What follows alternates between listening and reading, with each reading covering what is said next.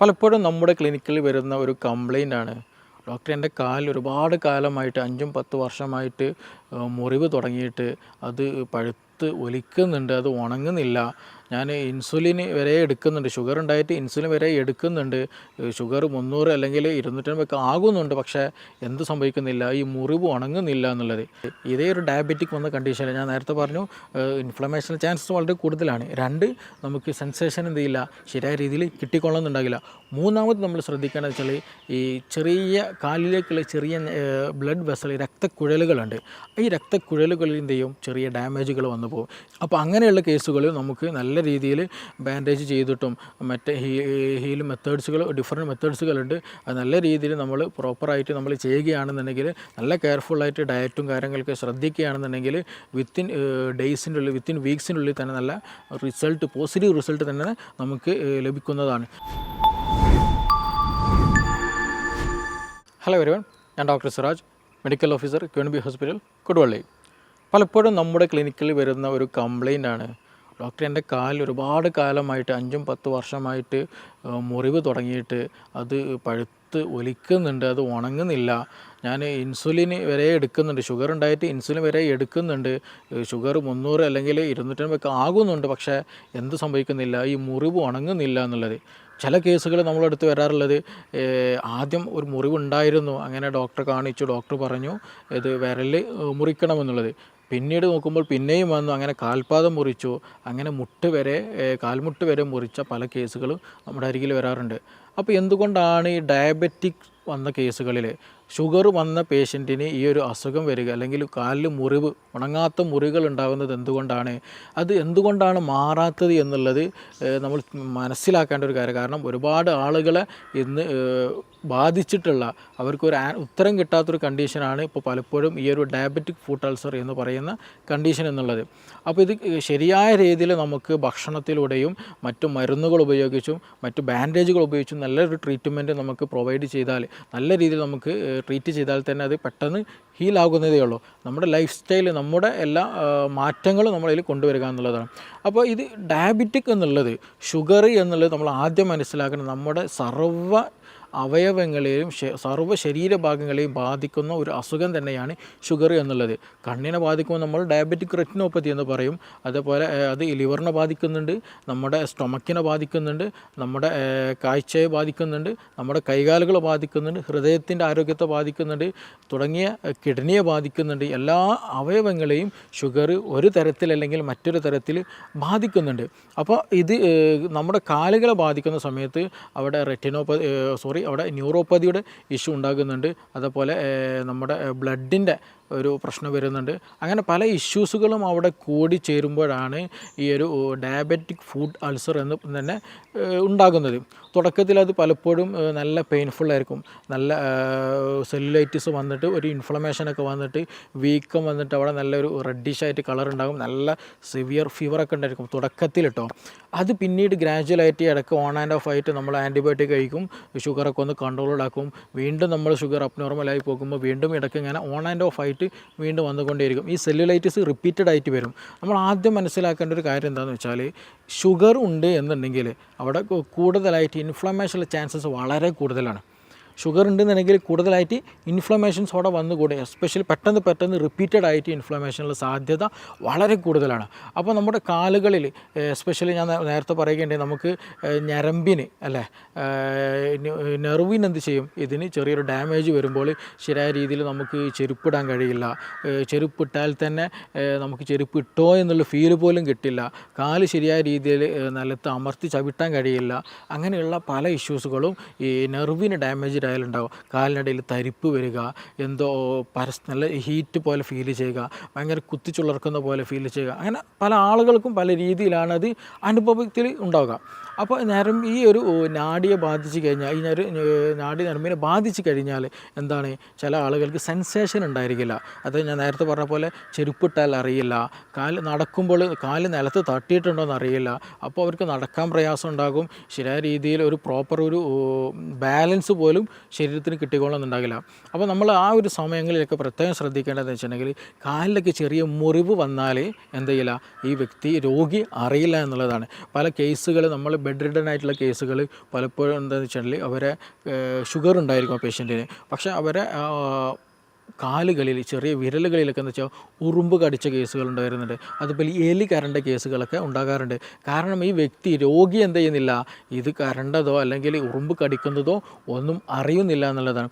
അപ്പോൾ ഈ കൂടുതലായിട്ട് ഷുഗർ ഉണ്ട് എന്നുണ്ടെങ്കിൽ റിപ്പീറ്റഡ് ആയിട്ട് ഷുഗറൊക്കെ 300 അതിന് 350 ഒക്കെ ഉണ്ട് എന്ന് റിപ്പീറ്റഡ് ആയിട്ട് വരുന്നുണ്ട്, കൺട്രോൾഡ് അല്ല, HbA1c 11, 12, 13 ഒക്കെ ഉണ്ട് എന്നുണ്ടെങ്കിൽ തീർച്ചയായിട്ടും നമ്മൾ ശ്രദ്ധിക്കണം. കാരണം നമ്മളെ ഞരമ്പിനെയും ഈ ഒരു സെൻസേഷനൊക്കെ ബാധിച്ചു കഴിഞ്ഞാൽ നമ്മൾ നടക്കുന്ന സമയത്ത് വല്ല മുള്ളോ കല്ലോ അങ്ങനെ എന്തെങ്കിലും ചെറിയൊരു സ്ക്രാച്ച് വന്നാൽ പോലും നമ്മൾ അറിയില്ല. ഈവൻ ബ്ലീഡിങ് വന്നാൽ പോലും ചിലപ്പോൾ നമ്മൾ കണ്ടുകൊള്ളുന്നുണ്ടാകില്ല. അപ്പോൾ നമുക്ക് ചെറിയൊരു മുറിവ് വന്നു കഴിഞ്ഞാൽ എന്ത് ചെയ്യും, അത് നമ്മൾ അറിയില്ല. മാത്രമല്ല ഞാൻ നേരത്തെ പറയുകയുണ്ടായി, ഇത് ഷുഗർ കൂടിക്കഴിഞ്ഞാൽ എന്താണ് ഇൻഫെക്ഷനുള്ള സാധ്യത വളരെ വളരെ കൂടുതലാണ് കമ്പാരിറ്റീവ്ലി. അപ്പോൾ ഇൻഫെക്ഷനുള്ള സാധ്യത വളരെ വളരെ കൂടുതലാണ്. അപ്പോൾ ഞാൻ നേരത്തെ പറഞ്ഞതുപോലെ നമ്മൾ ഒരു വഴിയിലൂടെ നടക്കുകയാണെന്നുണ്ടെങ്കിൽ നമ്മൾ എന്തെങ്കിലും ഒരു മുറിവ് സംഭവിച്ചു കഴിഞ്ഞാൽ പെട്ടെന്ന് ചെയ്യാം, മുറിവ് നമ്മൾ അറിയില്ല, നമുക്ക് എന്തെങ്കിലും മുറിവ് പറ്റിയിട്ടുണ്ടെന്ന് പോലും ആ ഫീലിംഗ് പോലും ഉണ്ടാകില്ല. അപ്പോൾ എന്തെങ്കിലും ഒരു ഇൻഫെക്ഷൻ നമ്മുടെ ബോഡിയിലെത്തും. മാത്രമല്ല എന്താണ്, ഷുഗർ കൂടിയതാണ്, ഇൻഫ്ലമേഷനുള്ള സാധ്യത വളരെ കൂടുതലാണ്. അപ്പോൾ ആ വരുന്ന ഇൻഫെക്ഷന്, ആ വരുന്ന ഒരു പാത്തോജന്, ആ ഒരു ഓർഗാനിസത്തിന് അവിടെ സ്പ്രെഡ് ആവാൻ, പെട്ടെന്ന് അവിടെ അറ്റാക്ക് ചെയ്യാൻ പറ്റിയൊരു കണ്ടീഷനായിരിക്കും ഉണ്ടാവുക. കാരണം ശരിയായ രീതിയിൽ സർക്കുലേഷൻ ഉണ്ടാവുക, നല്ല നീർക്കെട്ട് വന്ന കാലമായിരിക്കും, നല്ല അതിന് ഗ്രോ ചെയ്യാൻ പറ്റിയൊരു ടെമ്പറേച്ചർ എൻവയോൺമെൻറ്റൊക്കെ അവിടെ ഉണ്ടായിരിക്കും. അപ്പോൾ അതുകൊണ്ട് തന്നെ ചെറിയൊരു മുറിവ് സംഭവിച്ചാൽ തന്നെ ഈ ഒരു പാത്തോജൻ, നമ്മുടെ ഒരു ഓർഗാനിസം, ഈ ഒരു രോഗാണു എന്ത് ചെയ്യും, നമ്മുടെ ശരീരത്തിൽ കയറും, പെട്ടെന്ന് തന്നെ ഇൻഫെക്ഷൻ ഉണ്ടാകും.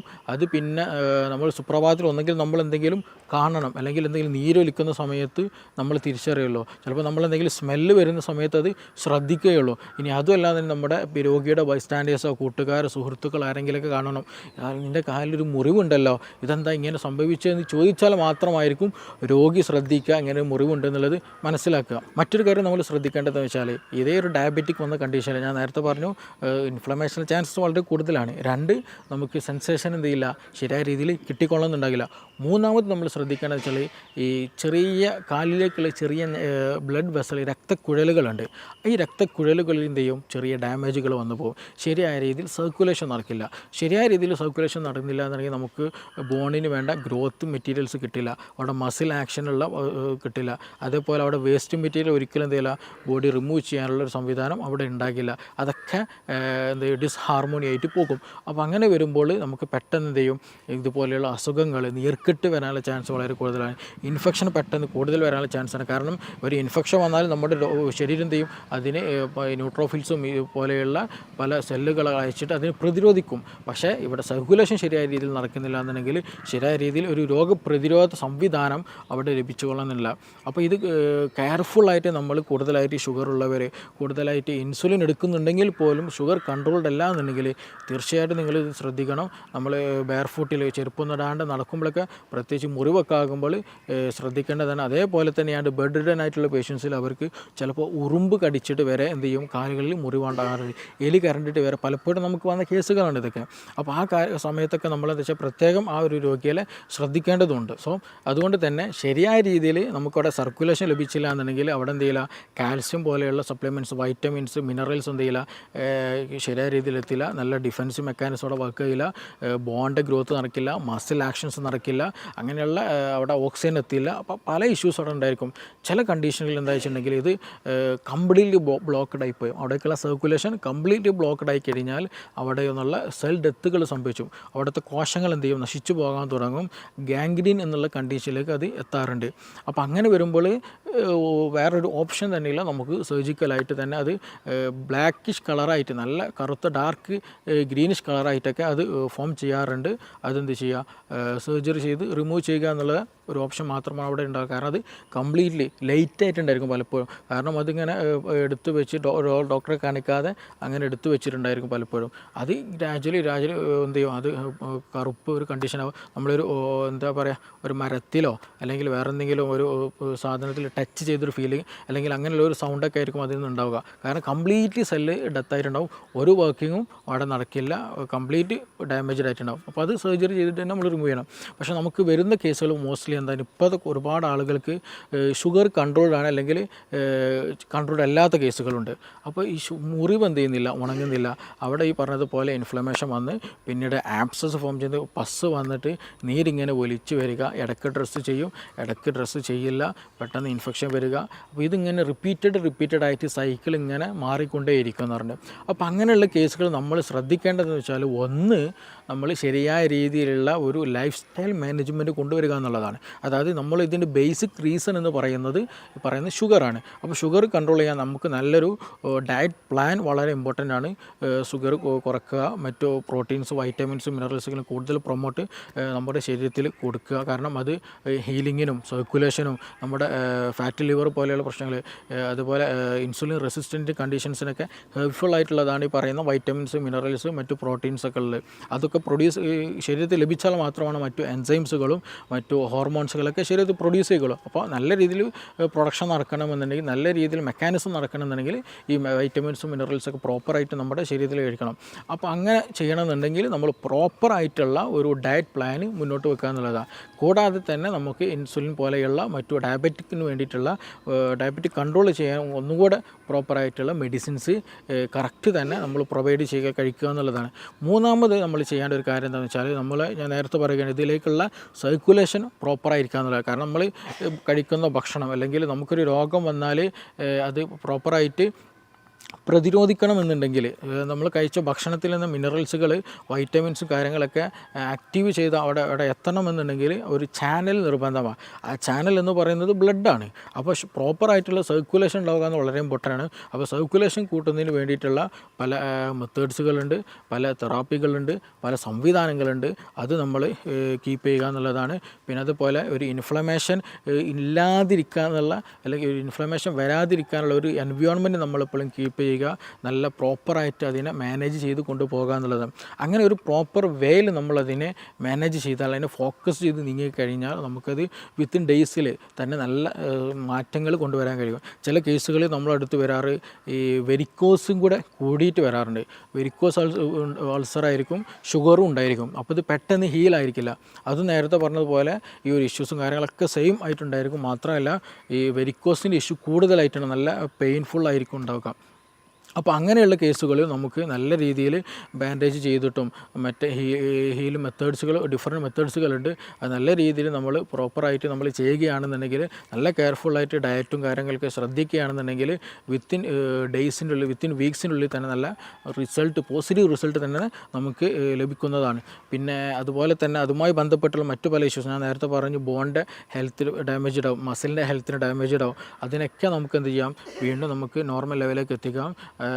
മറ്റു റെറ്റിനോപ്പതികൾ, അതേപോലെ മറ്റു അവയവങ്ങളെ ബാധിക്കുന്ന PCOD പോലെയുള്ള പ്രശ്നങ്ങൾ, അങ്ങനെയുള്ള എല്ലാ ഡയബറ്റിക് റിലേറ്റഡ് ആയിട്ട് ഇൻസുലിൻ റെസിസ്റ്റൻസിന് ബാധിക്കുന്ന ഏതൊക്കെ അവയവങ്ങൾ, ഏതൊക്കെ പാർട്ടുണ്ടോ അതിനൊക്കെ നമുക്ക് എന്ത് ചെയ്യാം, ഈ ഒരു മെത്തേഡ്സ് ഉപയോഗിച്ചിട്ട് തന്നെ ഡയറ്റ് മാനേജ്മെൻറ്റും പിന്നെ മെഡിക്കേഷൻസ് ഉപയോഗിച്ചുകൊണ്ടൊക്കെ നമുക്കൊരു പ്രോപ്പർ വേയിലേക്ക് നമുക്ക് കൊണ്ടുവരാൻ കഴിയും. നമുക്കങ്ങനെ ഒരുപാട് റിസൾട്ടുകൾ തന്നെ ലഭിച്ചിട്ടുണ്ട്.